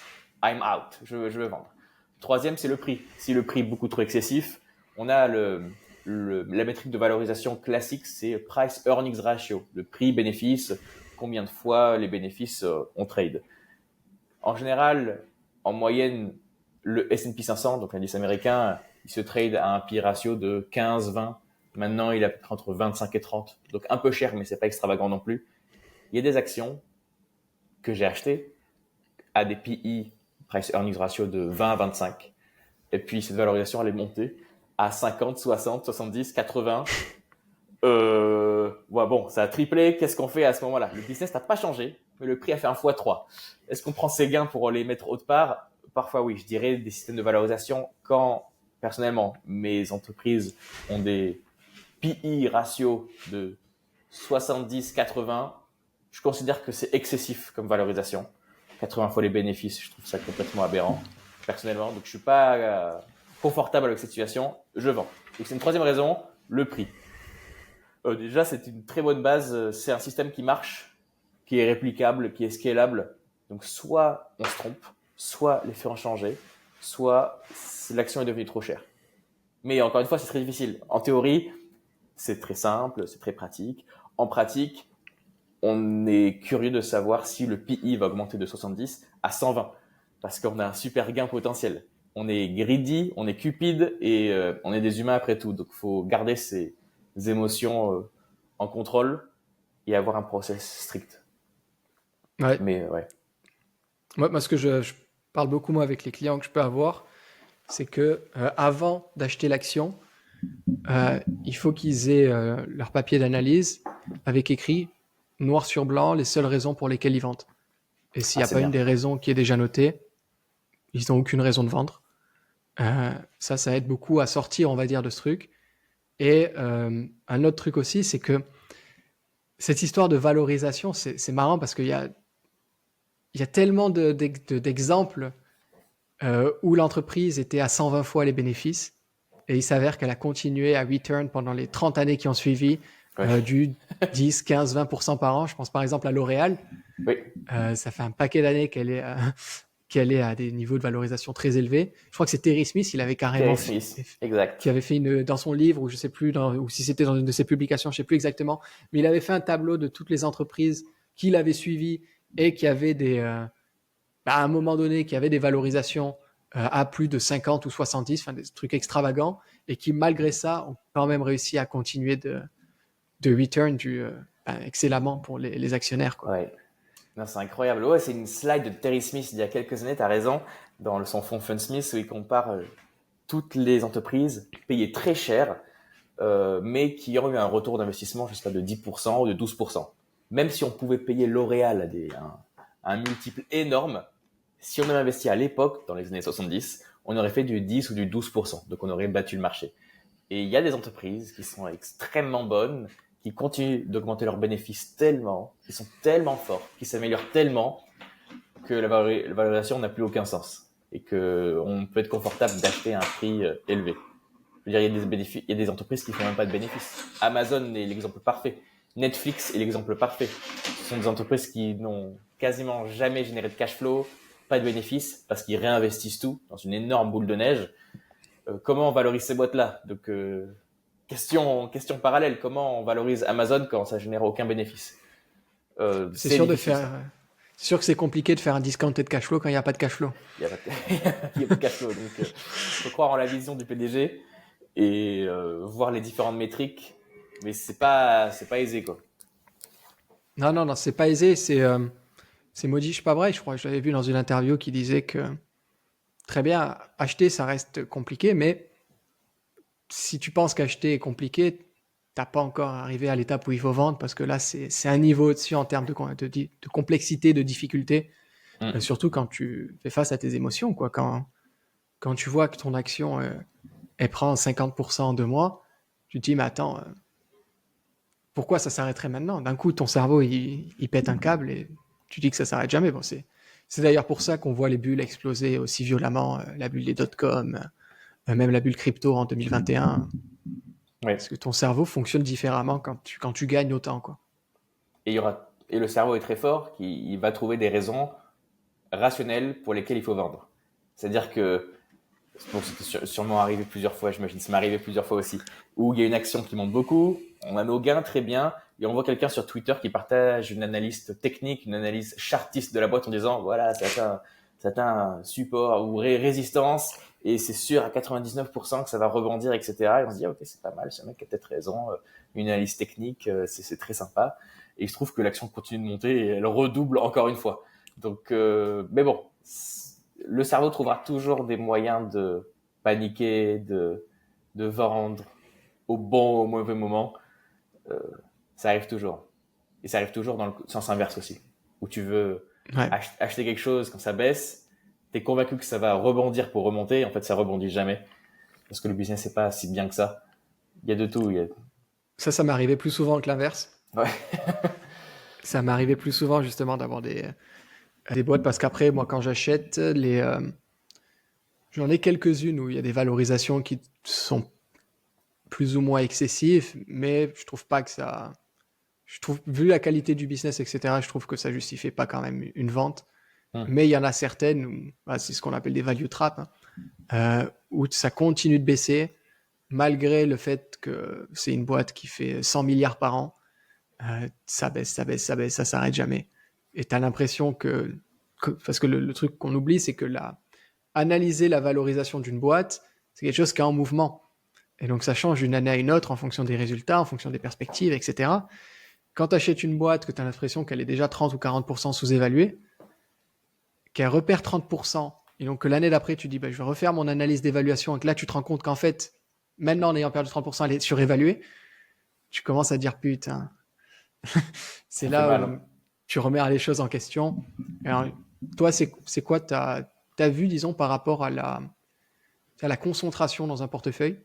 Combien maximum tu t'autorises à mettre dans une action en termes de, on va dire, hors que Berkshire Hathaway, qui est, disons, ta réserve de valeur, mais dans les actions, quand tu mises, quel pourcentage de ton portefeuille tu mettrais maximum? Je sais pas maximum. No Ok. limit. C'est-à-dire que bon, je vais pas aller mettre 90% de ma patrimoine dans une entreprise non plus. Mais je suis déjà allé à des 25%, 30% dans une action. Parce que c'était un deal fabuleux, parce que j'ai suivi le business depuis plusieurs années, parce que je suis confiant et je prends pas trop de risques. Généralement, on met une grosse allocation de portefeuille dans des actions, dans des opportunités où le risque est limité, mais le gain aussi. C'est pas des actions qui vont faire un x3, mais on est 90% sûr de générer un bon plus 15%. Donc voilà, plus c'est safe, plus on peut mettre une partie énorme du portefeuille. Et le contraire est très vrai, si c'est un truc très risqué, mais ça va faire un x10, on sait jamais, on peut mettre 1 ou 2% du portefeuille, 3% peut-être. Mais Ouais. l'allocation de portefeuille, là en ce moment, ce que j'ai actuellement, c'est un portefeuille concentré avec une dizaine de valeurs, à peu près l'allocation 10% par valeur. 10, 15% par valeur, pas plus. Donc là, actuellement, mon max, c'est 15-16% par allocation par valeur. Mais j'ai des actions un peu plus risquées où je mets seulement 2% ou 3%. Et tu parlais d'actions value trap, ça me fait penser à Alibaba que j'ai, c'est que 3% de mon portefeuille. Autrement dit, les actions value trap où il y a pas de momentum, il y a plein de risques, c'est seulement 3% du portefeuille. Donc ça peut être coupé en deux, c'est pas très grave. Ça me coûtera 1,5 points, c'est pas très grave. Je compatis par rapport à la douleur de tous les actionnaires d'Alibaba qui morflent depuis des années. J'ai acheté Alibaba en 2018, donc quand c'était à 200 et quelques, et quand ça a continué de descendre, quand Charlie Munger, on se souvient de la tasse qui est juste là, quand Charlie Munger a acheté Alibaba, ça m'a mis en confiance, donc j'ai acheté encore plus. Et en fait, il se trouve que c'était bien plus difficile que prévu. Mais voilà, c'était une allocation du portefeuille limitée. Donc voilà, pour répondre à ta question, allocation de portefeuille faible pour des entreprises risquées. Et je peux mettre 15%, 20%, même plus 25% dans des entreprises safe, où c'est quasiment sûr et je connais très bien le sujet, très bien l'analyse de boîte. Ok. Donc, en gros, pour faire simple, tu pourrais mettre du 90% sur une respiration de Berkshire Hathaway qui fait moins 5 ou moins 10%, parce que derrière, tu sais que tu as plus ou moins un bon prix dessus et que c'est stable dans le long terme. Par contre, aller faire sur une respiration de moins 20% sur, c'est pas moi, sur Airbnb ou Netflix, là, ce sera peut-être un peu plus compliqué. Exact. Quand c'est risqué, quand c'est pas garanti du tout, je rappelle aux auditeurs que Netflix est tombé de 75% en 2021, 2022. Ouais. Voilà, ça fait très mal. Hein. Ça fait très mal. Donc, si on pense profiter d'une respiration de moins 20% et que ça continue de tomber encore moins 30 et puis encore moins 30, Bill Ackman a fait ses mouvements d'acheter quand c'est tombé. L'action est retombée moins 30% et il a tout vendu en disant out. Finalement, je préfère d'autres opportunités. Donc, si des investisseurs de légende du genre Bill Ackman font ces erreurs-là de value trap, on n'est pas sûr de la valeur, est-ce que ça va remonter ou pas, ça va arriver à tout le monde. Ça arrive à tout le monde. Mais oui, pour une respiration de Berkshire Hathaway, si on a un crash du genre 2008 qui apparaît encore, je serais complètement satisfait d'avoir la majorité de mon portefeuille dans Berkshire Hathaway. Je pense pas que ça va arriver, vu que je pense que j'aurais trouvé d'autres opportunités plus alléchantes, mais je peux dormir sur mes deux oreilles. Si j'ai tout mon portefeuille dans Berkshire Hathaway, comme je répète, hein, c'est l'action des retraités par excellence, sans aucun effort, du 8, 10, 12% par an. Très bien pour l'inflation. Moi, j'ai eu beaucoup de chance avec Alibaba. J'ai beaucoup analysé le marché chinois. Et j'ai décidé d'y rentrer cet été. Après avoir beaucoup analysé, cet été, j'ai mis entre 10 et 15% de mon portefeuille sur le marché chinois. Donc, j'ai concentré à cette époque-là sur deux actions, JD.com et Alibaba. Ok. Coup de chance incroyable, septembre ou octobre, annonce de la Chine, on balance 450 milliards dans l'économie, on allège les politiques anti-rachat d'actions. J'ai JD.com qui annonce racheter 5 milliards de dollars d'actions. Alibaba, pareil. Une autre entreprise là dans laquelle j'ai commencé à investir aussi, Antasport, qui, pareil. Euh, c'est, Timing exceptionnel. là, c'est un coup de chance, hein, on va pas se mentir. Jamais j'aurais pu imaginer qu'il allait avoir ça. Moi, honnêtement, j'ai mis 10-15%. Enfin, à cette époque-là, c'était 10%. Parce que je pensais que ça allait prendre du temps quand même. Et là, ça s'est fait assez rapidement. Bon, j'ai pas vendu parce qu'on restait quand même très sous-évalué encore. Mais j'ai eu beaucoup de chance, disons, parce que j'ai vu beaucoup de monde rentrer sur Baba et se mordre les doigts parce qu'ils sont rentrés un peu tôt, quoi, à 150 dollars, à 200 dollars, alors que ça restait un. Ça n'empêche pas que c'est un business qui est très bon, hein, mais c'était la façon dont la Chine a été gérée et tout ce qu'il y a eu en Chine ces 5 dernières années, c'était assez de quoi faire peur aux gens, quoi. Et c'est ça justement qui m'a donné envie. Moi, c'est ce qui m'a fait le déclic pour investir. C'est en tapant une simple requête sur Google. J'ai tapé sur Google dette par rapport au PIB en Chine. Je regarde et là, je vois 300%. Je me dis, attends, quoi, 300% en Chine? Il ne me semblait pas qu'ils géraient aussi mal leur argent. Je fais la même requête pour France et USA. France, on a 113%, je crois, USA, 121%. Je me dis, mais attends, c'est pas possible que la Chine, c'est 3 fois plus. Enfin, il y a un problème. Je creuse un peu les articles parce que j'avais regardé juste les titres. Pour calculer ça, ils ont fait dette publique plus dette privée par rapport au PIB, alors que pour les États-Unis et la France, ils font que la dette publique. Et en gros, il y a en Europe, en Occident, il y a un énorme mouvement des médias, entre guillemets, anti-Chine, quoi. Et donc là, je me suis dit, attends, il y a tellement un message de peur sur la Chine, avec des entreprises tellement bonnes, quoi. Enfin, Alibaba, quand même, c'est un business qui est... Enfin, Charlie Munger, il n'a pas investi pour rien dessus, il n'a pas eu un bon timing, mais ça reste quand même un business qui est très, qui est très solide. Et je pense que si son action, il la garde, s'il était encore là pour voir ça, et qu'il la garde encore 10 ans, je pense que son investissement serait quand même bon. Donc, ouais, là, ça peut aller très vite, quoi. Ça peut aller vraiment très vite et faut arriver à avoir cette vision à contre-courant. Comment toi, tu fais du coup pour différencier, on va dire, un couteau qui tombe et une entreprise value?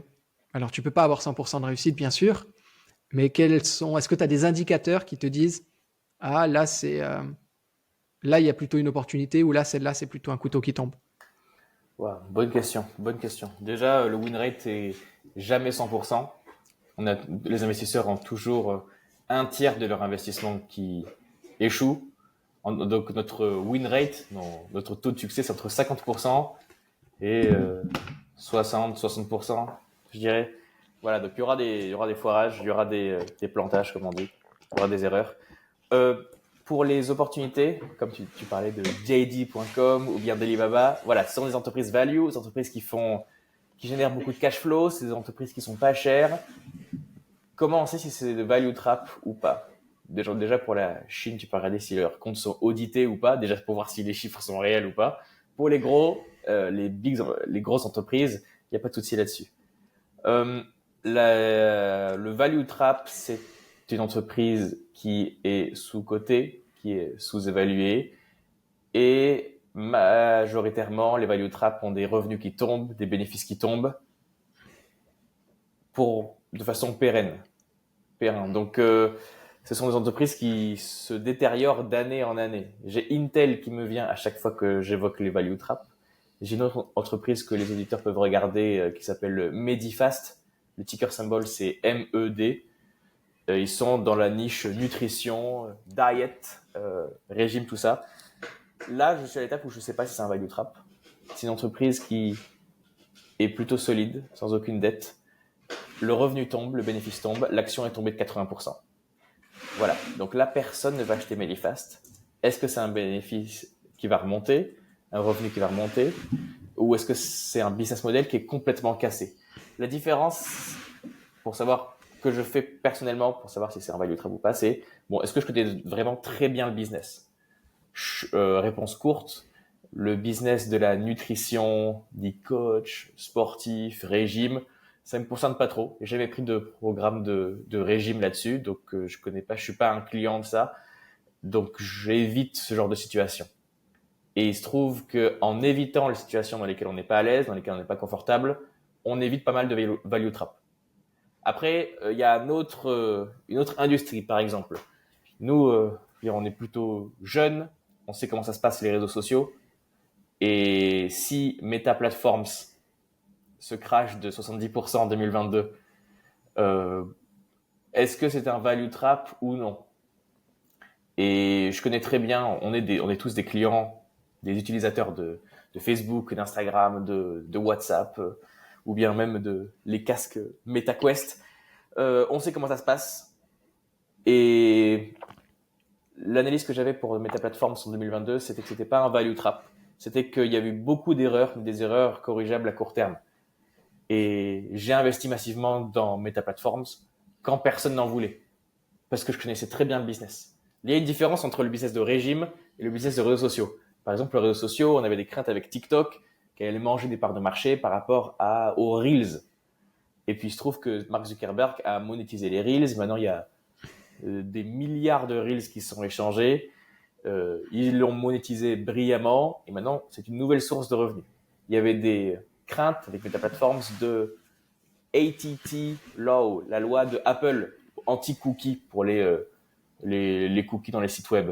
Et il se trouve que Meta Platform est très intelligent et investit dans l'IA avant que l'IA devienne sexy, avant que tout le monde parle de l'IA, pour avoir leurs propres algorithmes, pour ne pas avoir besoin des cookies des applications, pour avoir un meilleur algorithme pour les utilisateurs. Et voilà, il y a plein de risques qui ont fait que Meta Platform s'est effondré de 70%. Mais la différence, c'est qu'on est des utilisateurs. On a dans notre téléphone Instagram, Facebook, WhatsApp, on sait comment ça se passe. Et ça, c'est une différence majeure pour savoir si c'est un value trap ou non. Pour savoir si c'est un value trap ou non, on veut savoir si les problèmes sont temporaires ou non. On veut savoir si le business va survivre ou non. Et il faut être un client. Il faut connaître le business parfaitement. Analyser le business dans les détails, comprendre la vision de l'entreprise. Pour une entreprise de régime, je ne sais absolument pas si elle va survivre dans les 5 prochaines années. Pour Meta, pour Facebook, je suis très confiant sur le futur Facebook, le futur Instagram dans les 3 prochaines années, 5 prochaines années. Voilà la différence entre value trap ou pas value trap. C'est juste est-ce qu'on comprend vraiment bien le business. Et parmi cette différenciation, cette analyse, on va faire des erreurs. On aura un tiers d'erreurs. Donc on ne sait jamais. Je pense que j'ai écouté un podcast il y a 2 jours d'un truc qui s'appelle We Study Billionaires. Et le mec qui l'interviewait, c'est un gars qui fait 31% pour ses clients par an depuis 1980. Mais lui, pas en bourse, c'est de l'immobilier.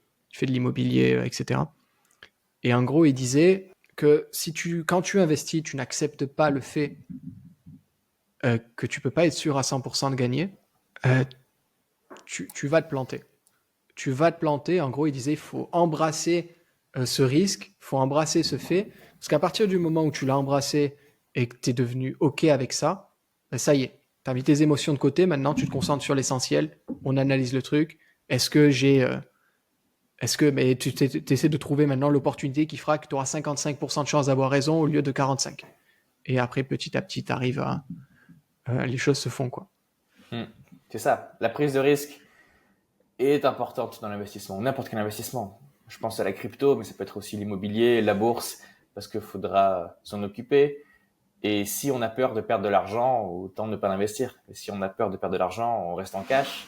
Malheureusement, le cash perd de la valeur. Donc, beaucoup de gens n'ont pas le choix d'investir. Les US ont bien compris. Ils ont cette culture d'investissement en bourse depuis des décennies.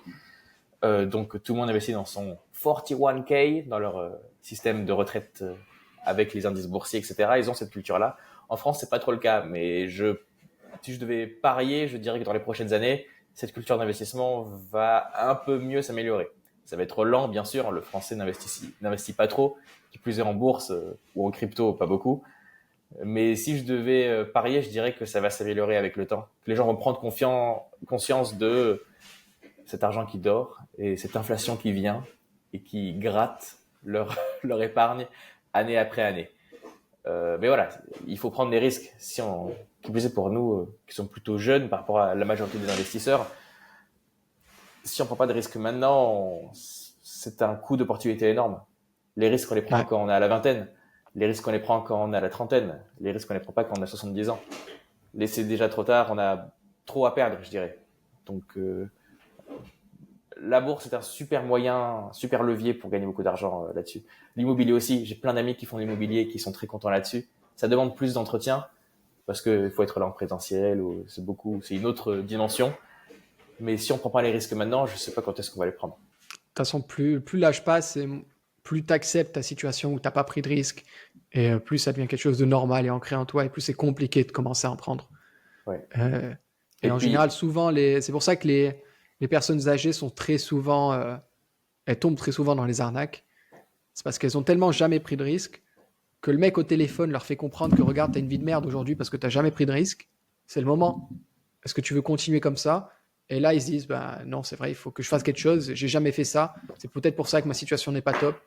Vas-y, je le fais. Et hop, des économies d'une vie qui sont envolées par une société écran basée je ne sais où, et aussi le Caïman, pour un investissement, et ça disparaît. Ah, c'est horrible ça. Avec l'intelligence artificielle qui plus est, c'est indiscernable de voir si c'est une vraie personne ou un scammer complet. Et Ouais, c'est horrible pour les personnes qui sont pas à l'aise avec l'intelligence artificielle parce qu'elles vont se faire scam et ça va être beaucoup plus simple maintenant de scammer les gens. Donc faut être très méfiant, regarder les emails, regarder la vraie adresse email, le vrai site web quand on est contacté. ah Euh, ouais, puis il y a des choses aussi, quand quelqu'un te fait une promesse de gain on va faire du 150% par semaine. Enfin, Ah mais normalement, c'est impossible. c'est censé, comment on dit, ring a bell en anglais, je sais pas comment on dit en français, mais c'est censé mettre une Ouais, petite lumière ça sonne dans l'alarme ta bien tête sûr. qui te dit c'est une arnaque. Ouais, et j'ai eu des appels, quelquefois des abonnés qui sont venus vers moi en disant ok, j'ai bien besoin d'aide pour mon portefeuille. Et c'est des abonnés qui sont fait arnaquer complètement par ces gains. La plupart Ouais. du temps, ce sont des arnaques liées avec la crypto. Bon, j'ai pas assez d'informations pour savoir s'il y a une corrélation là-dessus, mais c'est des gens à qui on a promis des gains de plus 100% en un mois. Du coup, c'est génial. Et puis, au bout de un mois, on leur montre les screenshots, on leur montre les captures d'écran en disant, mais voilà votre argent, vous avez vraiment gagné 100%. Et du coup, le client, il est content, il se dit, bah, je remets des billes parce que on va encore doubler. Donc, on va faire, au lieu de faire un plus 100%, on va faire un plus 200%. C'est vraiment comme dans le Loup de Wall Street où le mec remet des billes, Ouais. il remet des billes, il remet des billes. Et au bout d'un moment, il n'y a plus de réponse. Au bout d'un moment, il n'y a plus de personne au bout du fil. Et en fait, on s'est rendu compte qu'on voulait mettre quelques milliers d'euros. Et puis, on a voulu mettre plus, 5 000, 10 000, 15 000, 20 000, beaucoup plus. Et c'est fini. Et il n'y a plus personne. Et il n'y a pas de recours en justice. Il y a rien du tout là. Ça va très vite. Donc, tous les gens qui promettent des gains de plus 100%, je veux dire, notre notre seuil de référence, c'est le S&P 500 ou le CAC 40 ou les indices boursiers en général qui font du 6, 7, 8, 9, 10% par an. Environ. Par an. Donc si on nous promet un x 10, donc c'est-à-dire un plus 100% en un mois, je veux dire, c'est censé sonner l'alarme complètement. Mais tu as raison, les gens qui n'ont pas pris de risque avant sont peut-être pas à l'aise avec la bourse et n'ont pas de repères. Ils n'ont pas de repères de 10% par an grâce à la bourse. Ils se C'est disent ça, que ils n'ont tout pas est possible. d'éducation financière. Parce qu'aujourd'hui, même, tu vois, quand j'ai vu ces stats, qui sont des stats auditées, chaque fois, je me dis, mais non, c'est pas possible. C'est Renaissance Technologies. Comment il s'appelle? Il est mort Jim, cette année en Jim plus. Simon. Jim Simmons, avec 60% par an en Ouais. moyenne depuis la création du truc. Et tu dis, mais comment? C'est Tu, fou. tu, tu vois, c'est incroyable. J'écoutais et en plus, il a fait très peu d'interventions médias, très peu de podcasts, très peu de trucs comme ça. Donc, t'as pas beaucoup d'informations sur lui. T'as très peu aussi d'employés qui travaillaient avec lui avant, qui font des déclarations, etc. Mais soit lui, qui est probablement le meilleur investisseur en termes de performance qui a existé au cours des 20 dernières années, et c'est 60% par an. C'est-à-dire quand un mec va te proposer 100% d'un mois, dès que tu as une référence, tu peux comprendre que, ouais, ok, il y a peut-être un truc à éviter. Voilà. Sauf que très peu de Français connaissent Jim Simons. Donc très peu de Ouais. Français ont de référentiel. Bon, c'est vrai que sa performance était complètement aberrante. Et même s'il prenait beaucoup de frais avec son fonds Renaissance, les performances étaient tellement énormes que les Et clients étaient net ravis. Ils de disaient, frais, je bah, crois que c'était 42% par an. voilà, prenez autant de frais que vous voulez. Si vous gagnez 40% par an pendant 20 ans, ça me va très bien. Et en fait, il a eu un track record gigantesque. Et t'as raison, en termes de gains, c'est meilleur que Warren Buffett. En termes de pourcentage, c'est complètement gigantesque. Et il n'y a pas beaucoup d'interviews, ce qui est très dommage. Il y a quelques bouquins, il y a quelques articles par-ci par-là, mais c'est très sombre. Ouais. Et Mais ouais. c'est tout un mystère autour. Il a créé toute une image d'un mystère. T'as vraiment limite l'impression, je sais pas, il est unique. C'est vraiment unique. J'ai une question que j'avais posée, je me souviens, là, quand j'ai fait une interview avec Clément. Donc j'aimerais bien te la poser aussi. C'est une question que je trouve assez intéressante. Euh, Est-ce qu'il y a un truc que tu as remarqué, que tu fais dans tes analyses, toi qui as consommé pas mal de contenu sur YouTube, que tu ne retrouves nulle part ailleurs, où tu as l'impression un petit peu d'être le seul au monde à faire ça? Oh, Quand je dis dur comme seul au monde, question. c'est sur la sphère Internet et tout ça. Peut-être qu'après, avec des gérants de fonds, etc. Euh, tu retrouves ces techniques, mais que tu vois, toi, sur le YouTube francophone, anglophone, peu importe, où tu as l'impression, bah, tiens, personne fait ça. Je consomme beaucoup de YouTube, je consomme beaucoup de chaînes américaines qui analysent des boîtes. Et la plupart des stock pitch, donc des pitchs d'investissement, se concentrent sur le côté quantitatif. Ils regardent les métriques, ils regardent les marges, ils regardent les rentabilités. Est-ce que le revenu il grossit? Est-ce que le bénéfice il grossit? Et très peu de chaînes, malheureusement, se focus sur l'aspect qualitatif. Est-ce que c'est une bonne boîte? C'est quoi la vision du management? Comment le management est payé? Est-ce que le management est payé en fonction du revenu? Est-ce que le management est payé en fonction des marges? C'est différentes trajectoires. Si je suis un PDG rémunéré au niveau du revenu, je vais faire que des acquisitions, faire que du revenu, je m'endette à fond, mais il y aura du revenu. Et au contraire, si je suis motivé, si je suis payé, si j'ai une partie variable de mon salaire qui dépend des marges, on va resserrer les cours, on va être efficient, on s'en fiche de grossir, mais on veut cracher du cash. C'est deux philosophies de vie différentes. Et dans les vidéos YouTube que je regarde, il y a beaucoup de cet aspect quantitatif. Donc c'est super pour abattre beaucoup d'heures de travail en assez peu de temps. Mais l'aspect qualitatif, je pense que je fais partie des rares chaînes YouTube qui en parlent et qui en parlent en détail.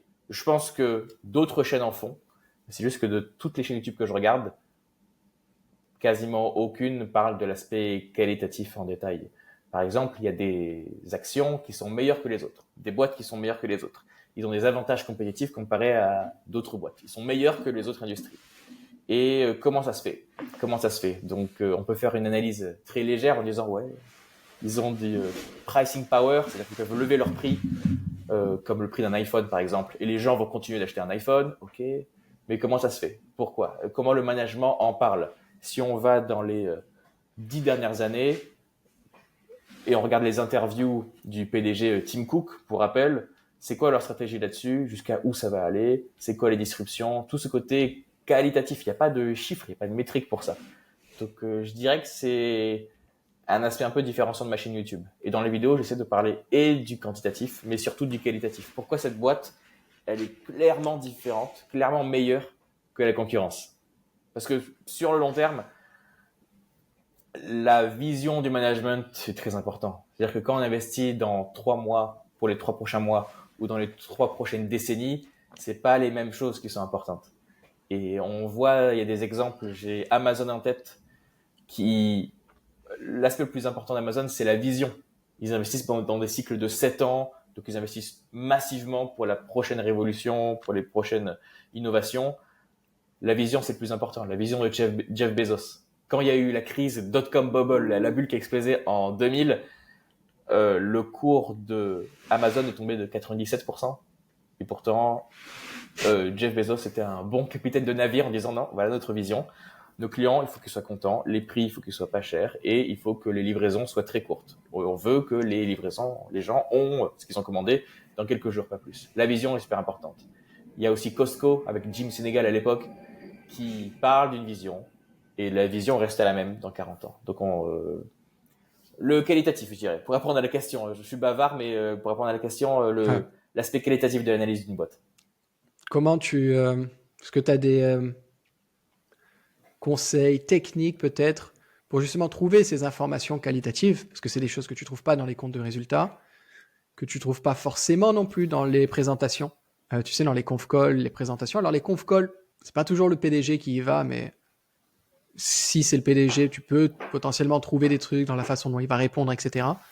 Comment est-ce que tu trouves ces choses qualitatives qui sont, entre guillemets, où c'est pas un truc où tu regardes A et t'as B. Enfin, je veux dire, où tu fais A plus B et t'as C. C'est vraiment un truc là où c'est de l'interprétation personnelle qui va dessus. Donc, comment tu trouves tout ça? Où est-ce que tu recherches? Au fur et à mesure des années, on a un répertoire d'actions dans notre tête. On reconnaît les patterns. On reconnaît des choses qui se refont au fur et à mesure. Par exemple, le programme d'abonnement de Costco ressemble à Amazon Prime. Tu payes un abonnement annuel et tu as des réductions sur tout. Tu as tout qui est livré en 24 heures, c'est génial. Donc, il y a des patterns selon l'entreprise qui se ressemblent. Donc déjà, si tu reconnais un pattern, tu vas analyser une certaine boîte et tu regardes dans le rapport annuel, ah, c'est sympa, ça me fait penser à quelque chose que j'ai analysé il y a 2 ans qui était pareil. Déjà, il y a ça. Tu peux reconnaître les avantages compétitifs de cette manière-là. Après, tu peux regarder sur Internet. Encore une fois, Internet est gratuit et Internet est une ressource magnifique. Si par exemple, tu analyses une boîte, tu te renseignes sur une boîte, je sais pas, japonaise, il y a de fortes chances que quelqu'un d'autre l'ait trouvé avant toi. Il y a de fortes chances qu'il y ait un blog qui ait été écrit pour cette petite boîte japonaise et fait l'analyse pour toi. Donc, la personne va parler des avantages compétitifs, pourquoi cette petite boîte japonaise est meilleure que la compétition, qu'est-ce qui est différent. Donc, ça met des petites graines dans ta tête de, OK, peut-être qu'il y a cet aspect-là, cet aspect-là. Après, tu peux le vérifier. Mais pour avoir des idées d'avantages compétitifs, Internet, blog, il y a un site que je regarde tous les jours, que tu connais sûrement, Value Investors Club, VIC. Il y a des analyses de business, c'est un article gratuit et ce sont des super analyses qui vont dans le détail et tous les jours, on a de nouvelles analyses de business. Donc les idées viennent à nous, il faut juste, il n'y a même pas besoin de se créer un compte, tout est gratuit là-dessus. Il y a ça, il y a les conf calls, les earnings calls, donc là où le management répond à des questions d'analystes, on peut en savoir plus en détail. Il y a comme tu le disais, les présentations. Quelquefois, dans les présentations, le management parle clairement d'avantages compétitifs. Et je reviens à un bouquin de Peter Thiel, il me semble, en disant que la compétition, la concurrence, c'est pour les losers. Toutes les entreprises vont dire qu'elles sont supérieures aux autres. La majorité des entreprises, tu vas dans leur rapport annuel, vont dire voilà, on a des avantages compétitifs, ça et ça, donc on est meilleur que la concurrence. Et il y a d'autres entreprises qui sont en monopole, duopole, big leaders, genre Google, qui disent on n'a pas trop d'avantages compétitifs, on a beaucoup de concurrence là-dessus, parce qu'ils camouflent le fait qu'ils sont en monopole. Donc plus une entreprise parle de ses avantages compétitifs, moins l'avantage compétitif. S'il y a une anti-corrélation là-dessus. Et plus une entreprise cache ses avantages compétitifs, plus elle montre qu'elle est supérieure. C'est assez contre-intuitif, mais par exemple, si tu analyses une boîte avec des marges exemplaires, avec des retours sur investissement, retours sur capitaux exemplaires, qui grossit à 20% par an, et dans leur rapport annuel, ils disent « Ah, c'est compliqué la concurrence, hein, y a les Chinois qui arrivent, on a plein de risques de régulation, on n'a pas vraiment d'avantages compétitifs. » C'est sûrement qu'ils ont un avantage compétitif. C'est Visa, c'est Mastercard, c'est Facebook, c'est Google, tous ces monopoles ou duopoles. Il y a des signes qui montrent qu'une entreprise est supérieure aux autres. Excellent. Ben, Je pense que c'est un très bon conseil, quasiment personne ne le fait ça. Il y a un excellent livre là-dessus. Je n'ai écouté qu'un résumé parce que je l'ai découvert il n'y a pas longtemps. Mais c'est un livre que je vais bientôt lire. Je me souviens plus comment il s'appelle. C'est The Investor Checklist, un truc comme ça. Ouais. Et en gros, le mec donne une 50aine de points à vérifier avant d'investir dans une entreprise. Et on n'est pas dans le truc de base où on se dit va regarder le ROCE. Ah ben voilà. Le voilà. C'est celui-là. Très bien. Très très bon livre. Donc ceux Michael qui regardent, ça vous donne une idée de lecture que vous pouvez entamer. The Investment Checklist, pas Investment Checklist. Vraiment, il y a des bonnes choses. Il y a un truc que j'aime beaucoup moi aussi regarder pour apprendre sur l'avantage compétitif. C'est les posts, les blogs, je sais pas comment on peut appeler ça, les articles du prof qui prend le cours de Benjamin Graham à Columbia là, qui a remplacé, c'est Michael Mauboussin. Oui. Et il fait un bon travail là-dessus. Et moi, j'avais beaucoup aimé son travail sur les cycles de vie de l'entreprise. Donc, d'arriver à identifier le cycle dans lequel se trouve l'entreprise, ça ne va pas forcément te permettre d'identifier l'avantage compétitif. Mais si tu es capable d'identifier ça, en général, tu sais si tu rentres plus ou moins au bon moment dedans. C'est super intéressant. Les cycles d'entreprise, c'est super intéressant. Et il y a différents types d'investisseurs. Ceux qui investissent early stage, quand l'entreprise est en pleine croissance. Ceux qui investissent quand c'est mature, juste avant que l'entreprise meure. Et les gens qui investissent dans des value traps quand l'entreprise est déjà morte. C'est super intéressant. Et investir dans le early stage ne veut pas dire que tu auras des meilleures performances que quand tu investis dans les entreprises matures. Il y a plein de super investissements dans les entreprises en fin de vie. Parce que, par exemple, si c'est une courbe pour les cycles de vie, si on investit dans des entreprises qui sont déjà matures, qui sont déjà grandes, qui sont déjà bien capitalisées, qui sont des grosses market cap en bourse, elles ont beaucoup de cash, elles ont un business model qui marche, et elles ont plus de croissance. Il y a certains business qui ne vont plus réinvestir dans la croissance parce qu'ils se disent, bon, on est mature, c'est fini. Il y a les petits jeunes qui nous ont remplacés, il y a la concurrence qui est trop rude. Qu'est-ce qu'on fait avec ce cash? Au lieu de le réinvestir à la Amazon, qu'est-ce qu'on fait? Il y a des managements qui disent, OK, très bien, on va récompenser nos actionnaires, donc on va faire beaucoup de dividendes, beaucoup de rachats d'actions, beaucoup de buybacks. Et ces entreprises-là, qui réfléchissent comme ça en fonction des dividendes et des rachats d'actions, vont utiliser tout leur cash pour récompenser les actionnaires. Et en général, ce sont des très très bons investissements. Très très bons investissements. Pour du long terme, en tant qu'actionnaire, on a nos dividendes, on a nos rachats d'actions. Et si on a des rachats d'actions, on a le earnings per share, le bénéfice par action qui augmente. Donc l'action augmente. C'est super intéressant. Michael Mauboussin en parle d'ailleurs. Et son Bruce Greenwald aussi, l'ancien prof de Columbia, qui a 2 livres sur le value investing, en parle aussi. Je trouve ça super intéressant. On peut se faire de l'argent en bourse, peu importe avec Il y a tellement d'endroits où tu peux te faire de l'argent. Et c'est fou de se dire, j'avais remarqué ça 2 fois. La première fois, de 2000 à 2024, investir dans Altria, ça te fait du 17% par an. C'est fou. Ça te fait du 17% par an. Et le pire, c'est qu'au bout de 16 ans, donc en 2016, tu fais plus 100% par an juste avec le dividende. C'est-à-dire que si tu as mis $10 000 en 2016, tu te retrouves avec $10 000 de dividende. En 2020, tu te retrouves avec quasiment 16 000 $, 17 000 de dividende. Donc ça, par rapport à ton investissement, c'est quand même assez fou. Et un autre truc, c'était aussi à l'époque c'est la grande époque d'IBM dans les années 80, je crois, ou 70, où IBM explosait tout. C'était la boîte tech par excellence, la boîte visionnaire, etc. Sur la même période, c'était plus intéressant d'investir dans du ExxonMobil ou du Altria, qui étaient des boîtes qui étaient déjà à l'époque considérées comme mourantes, considérées comme matures et déjà en train de mourir. Alors que c'était il y a 40-50 ans en arrière déjà. Et ben ça donnait des meilleurs rendements que d'investir dans du IBM qui était la boîte du futur. C'est fou, hein. Parce qu'IBM doit réinvestir dans son business pour se réinventer, innover. Et il se trouve que c'était pas si rentable que ça. Contrairement à, comme tu dis, ExxonMobil, ils versent leurs dividendes. C'est mature, mais ils le savent qu'ils sont matures. Ils vont pas se réinventer. Donc, ils vont récompenser les actionnaires. Et je trouve que c'est des très bons investissements. Et comme tu le dis, ExxonMobil était déjà très, très gros à l'époque. Ça a depuis longtemps été dans les top 20 capitalisations boursières. Ça fait longtemps que c'est un gros business, quoi. Il y a pendant un long moment aussi, c'était top 3 capitalisation S&P 500. C'est que au cours des 10 dernières années, je crois qu'ils en sont sortis. Mais pendant un long moment, énorme. Exxon, c'était gros. Hein. Enfin, c'est toujours très gros. Hein. C'est toujours le plus gros pétrolier du monde, mais en enlevant Aramco. Aramco, oui. Mais c'est incroyable. Qui a investi dans Altria il y a 20 ans, il y a 30 ans? Je n'arrive pas à trouver un investisseur qui a trouvé Altria il y a 20 ans et à hold, à juste garder sa position. En regardant le truc, honnêtement, c'était... En fait, le point dur avec d'investir dans Altria, il y a 20 ans, c'était pas vraiment les chiffres. Les chiffres étaient bons, pas grand-chose d'affolant dessus. Mais le problème, c'était de voir à quel point les régulations montaient sur les cigarettes et que ça fait quoi? Ça fait littéralement 20 ou 30 ans que la cigarette, c'est censé être fini dans 10 ans.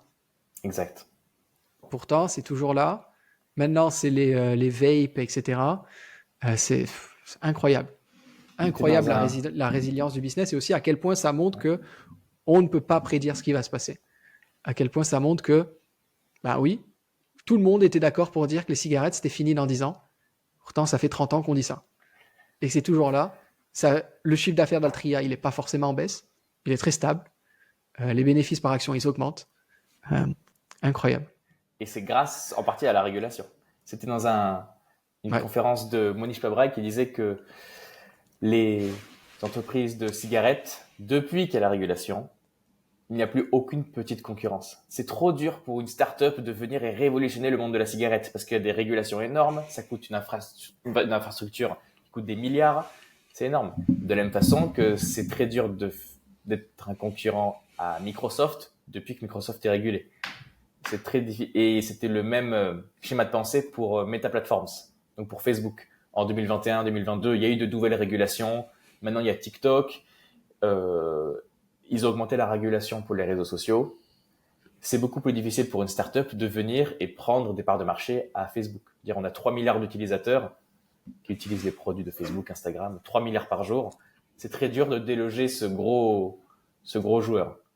Donc, Et au-delà de le déloger, c'est très dur d'être un CEO, d'être un PDG qui refuse le chèque à 1 milliard de dollars parce que sa startup est en pleine croissance et il y a Meta qui veut racheter.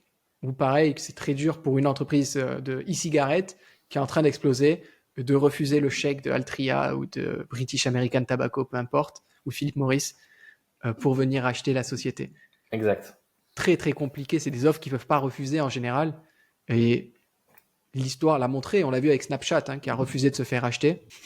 Bon, ça fait du cash quand même, mais je pense que comparé à ce qui était imaginé pour la plateforme, ça va pas là où ils ont imaginé, quoi. Ouais. T'es investi dans Snapchat? T'as déjà investi dans Snap? Non. Moi, honnêtement, j'ai jamais. La tech, j'ai investi dans mes premières boîtes de tech cette année. Avant, j'étais toujours. Alors, c'était pas que j'étais anti-tech, mais pour moi, c'était à chaque fois surévalué. Ensuite, il y a eu ce qui s'est passé en 2022 ou 2021, 2022 avec Facebook qui perd, Meta qui perd 70%, 75%.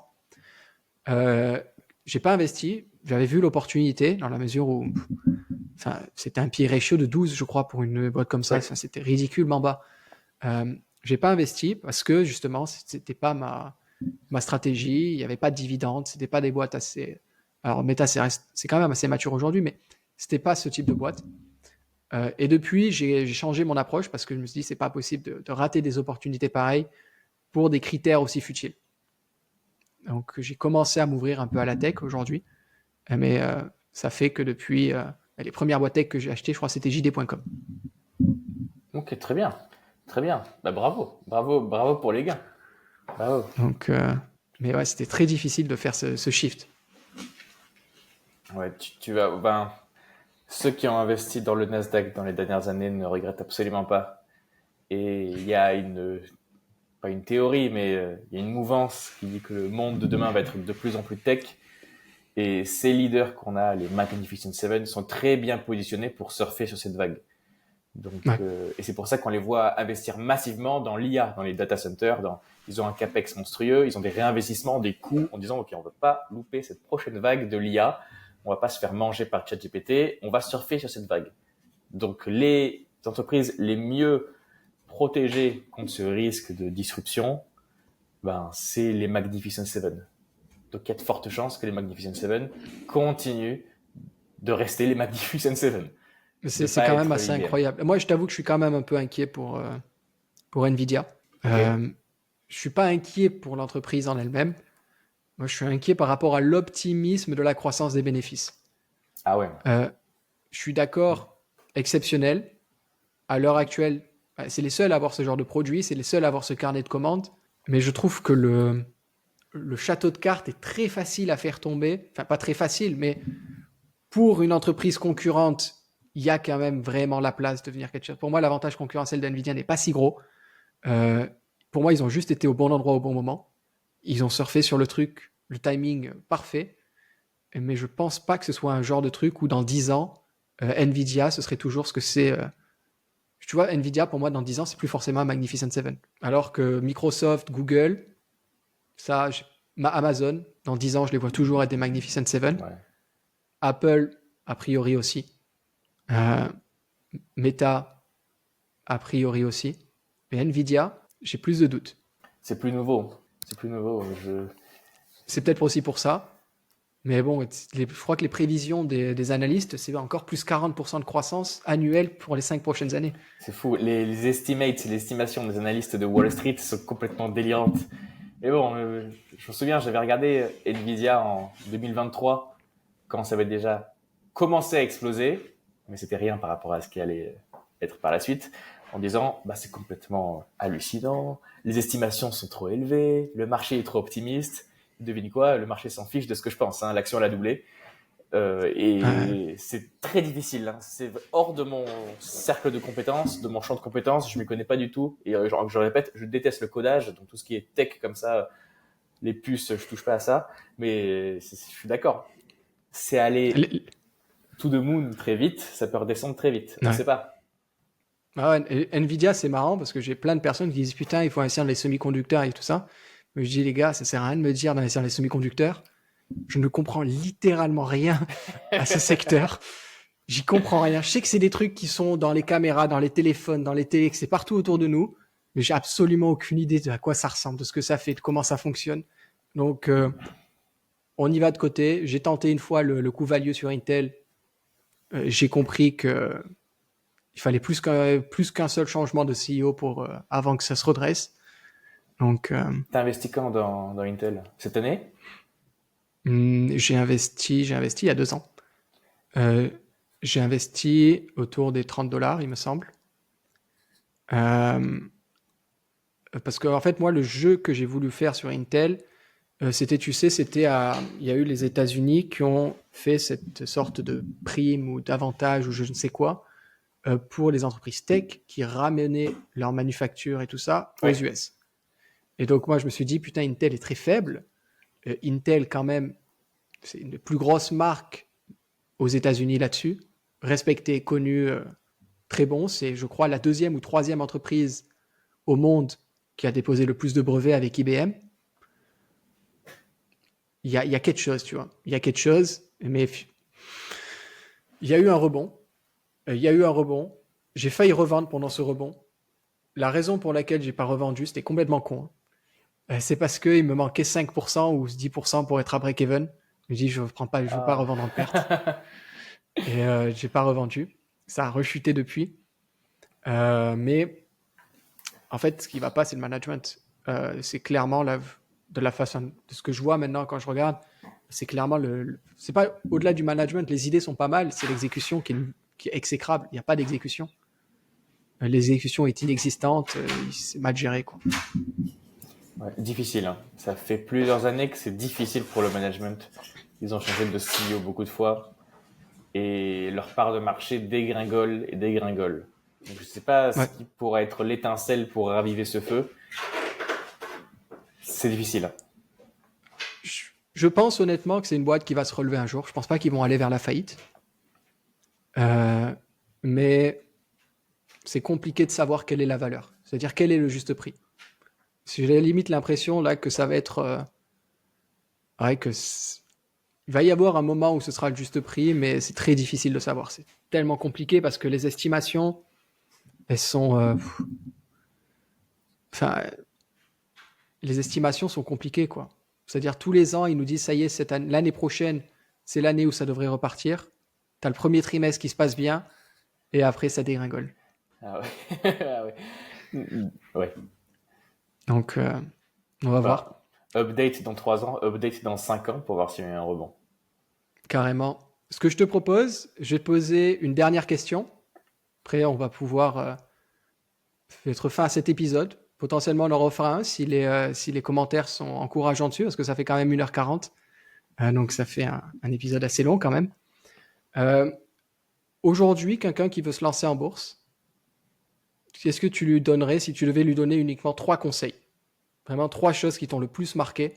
Et que l'objectif, c'est qu'avec les 3 mots que tu vas lui donner, il puisse avoir une gestion de son portefeuille intéressante.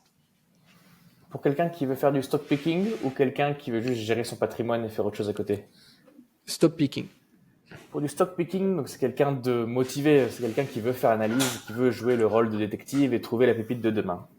Le premier conseil, c'est très simple, c'est d'éviter les boîtes chères. C'est la première source d'erreur. Acheter des boîtes dans lesquelles on croit, mais on les achète à un prix trop cher. Donc, on a parlé avant dans ce podcast de price earnings ratio.